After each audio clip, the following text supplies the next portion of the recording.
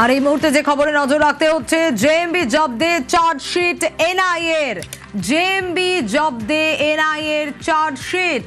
বাংলা সহ উত্তর পূর্বে জেএমবির জাল ছড়ানোর যে ছক, তা কার্যত বানচাল। আরো ডিটেল এ বিষয়ে জানাতে পারবে নিলয়, রয়েছে আমার সঙ্গে। নিলয়, কি আপডেট পাওয়া যাচ্ছে?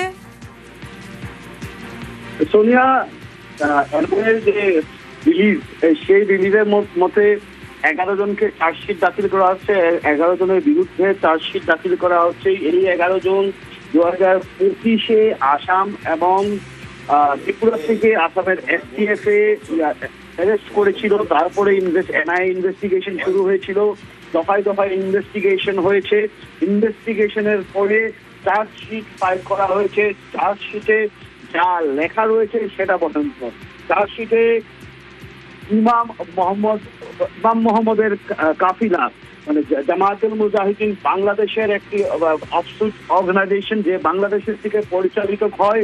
ইমাম মোহাম্মদ কাফিলা, যে ইনশর্ট আইএমকে যে উত্তর পূর্ব এবং পশ্চিমবঙ্গকে নিয়ে যে পরিকল্পনা, যে অস্থির করার পরিকল্পনা, যে নেটওয়ার্ক তৈরি করার পরিকল্পনা, আর এই নেটওয়ার্ক তৈরি করার পরিকল্পনার জন্য যেসব রিক্রুটমেন্ট হয়েছিল, যেরকম আসামের নাসিম উদ্দিন, বরপেটার নাসিম উদ্দিন, আর তার সঙ্গে ত্রিপুরার জাগির মিয়া, আসামের এসটিএফ এ 2025 সালের ডিসেম্বর মাসে অ্যারেস্ট করা হয়েছিল।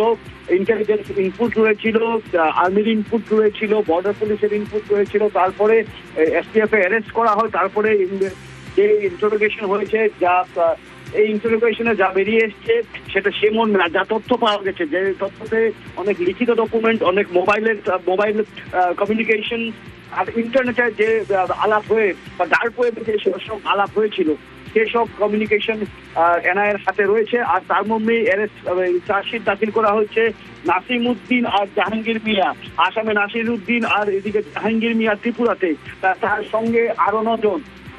এই 11 জনের দায়িত্ব ছিল আসাম এবং উত্তর পূর্বে অস্থির করা, নেটওয়ার্ককে আরো বিস্তারিত করা।